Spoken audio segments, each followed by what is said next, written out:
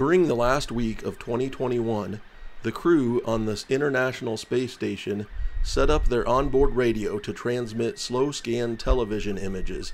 They transmitted a series of 12 images on 145.800 MHz from December 26th through December 31st, 2021.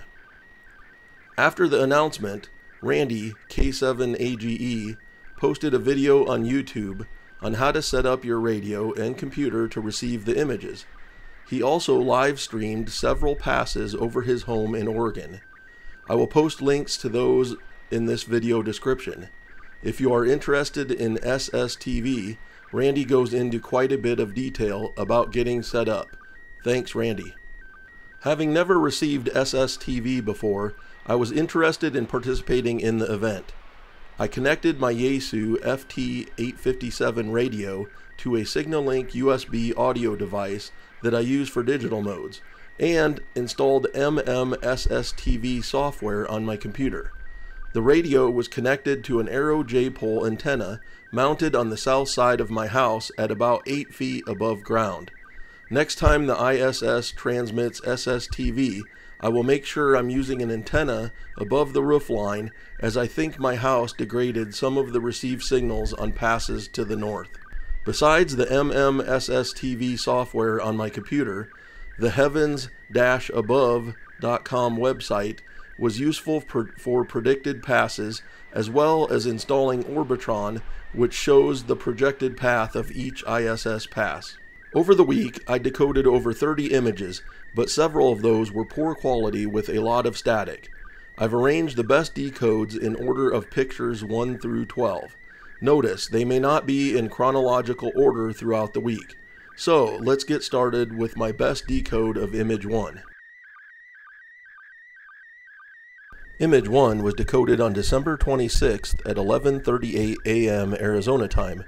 It was early in the pass and has quite a bit of static. Image 2 was decoded on the same December 26 pass as image 1, but at 11:42 a.m. Arizona time. The pass where images 1 and 2 was decoded started in the northwest and traveled to the southeast with a maximum altitude of 50 degrees.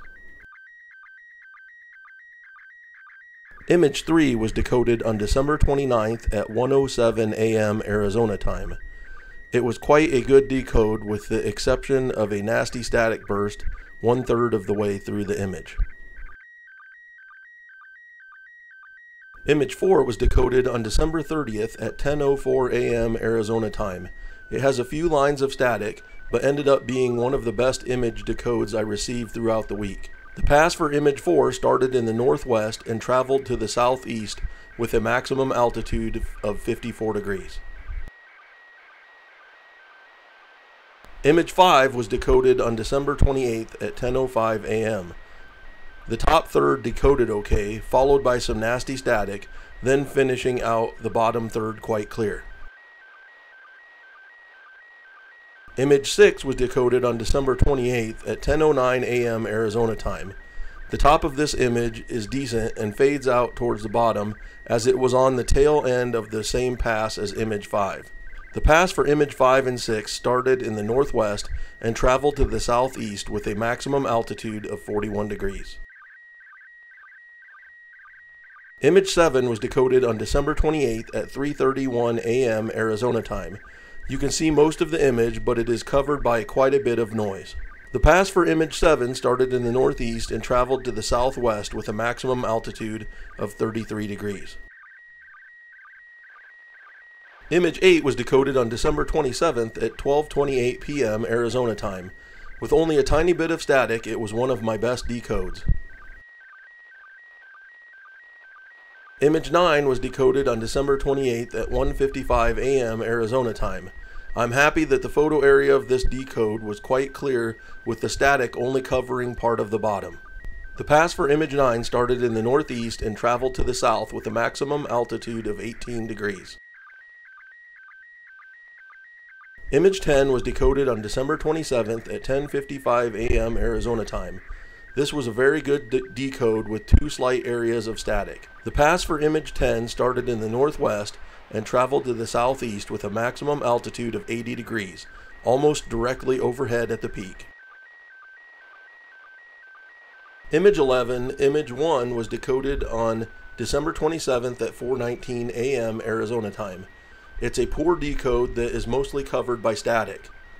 The pass for the first image 11 started in the west and traveled to the northeast with a maximum altitude of 20 degrees. Image 11, image 2 was decoded on December 29th at 9:16 a.m. Arizona time.